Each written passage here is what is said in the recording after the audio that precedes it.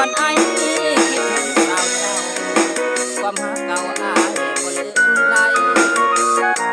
เสียงเพลงไอ้เงินอ้วนได้ยินแล้วนี้เสียงนี้ก็คือเสียงเพลงห้องส่งมาให้พอจดจำค่อยคำที่ออกจากใจก็ได้ลืมน้องไปได้ส่วนหัวใจมองให้กับสัตว์ของได้เคียงสองหักเขาสมปองหักน้องบ่มียอมห่างอยู่เคียงสาวหักเจ้าบ่เคยจืดจางขอหักเดียวบ่มียอมห่างโอ้นวลนางอย่าลืมเถิดนาสาวนาแก้วหลับแล้วเป็นอย่างไพ่พันทุกคืนทุกวันยังฝันดวงใบหน้ายังใจหัวใจอายไพ่พันหาทุกคืนวันยังฝันเห็นหน้าตลอดเวลา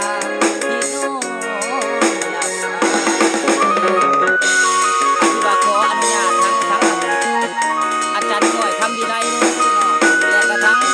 วงดนตรีเพชรลมไม้เนาะขออนุญาตหลาย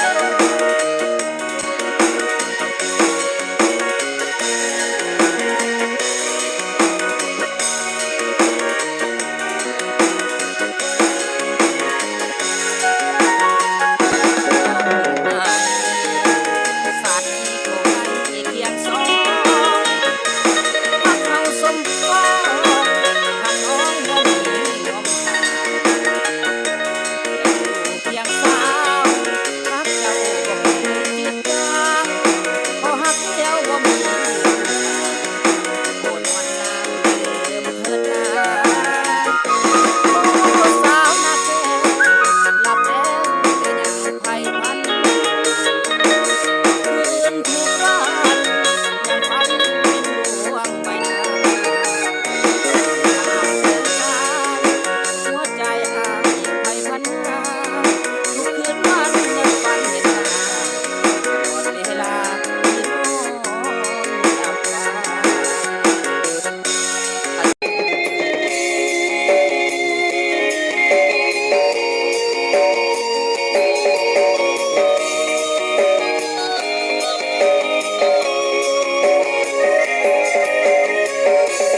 แต่ก่อนน้องนางเจ้าไปอยู่ไสบัดอายมีคู่ดวงใจเป็นจังใดจึงมาเห็นหน้าพบน้องขังเต็มที่แค่นอการนาตัวอายมีภรรยาแต่ว่าน้องยังเป็นสาวเก่าคำอยากออกจากปากว่าหักอีหลีแต่ฮีตของประเพณีของเรามีเมียหนึ่งคน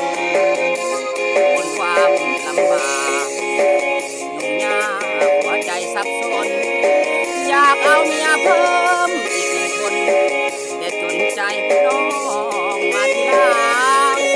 คนหนึ่งคือเมียคนสองก็คือน้องนางตัวอายคนกลางหาทางเลือกนางหนึ่งคนถ้าเลือกน้องสาวญาติจะตีผัวตายบ่ลนลำบากขักอีกสองคนจำเป็นปล่อยนางเลือกเมียเอาจังสีลาให้ว่าคบแบบน้องสาว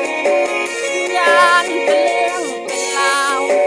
น้องสาวอย่าได้โกรธเคืองเตือนใจสวยเกรงใจน้ำมีเพื่อนสองเฮานั้นเปรียบเสมือนหักเท่าฟ้าแต่ว่าขาดเอาฝากต้นให้เป็นหักเท่าฟ้าแต่ขาเมียเด้อเนาะขออนุญาตทั้งอาจารย์สมสมัครในทั้งวงดนตรีเพชรน้องใหม่เด้อเนาะขออนุญาตหลายๆเด้อ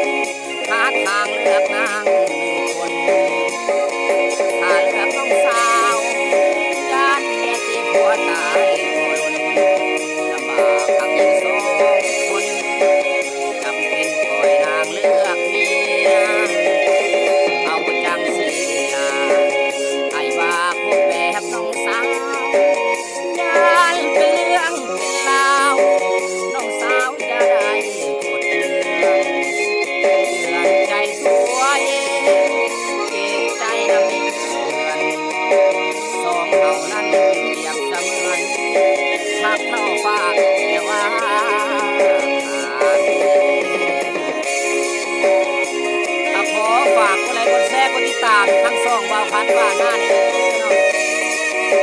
เนาะขอขอบคุณขอบใจทั้งทุกคนที่ให้ติดตามรับชมนะ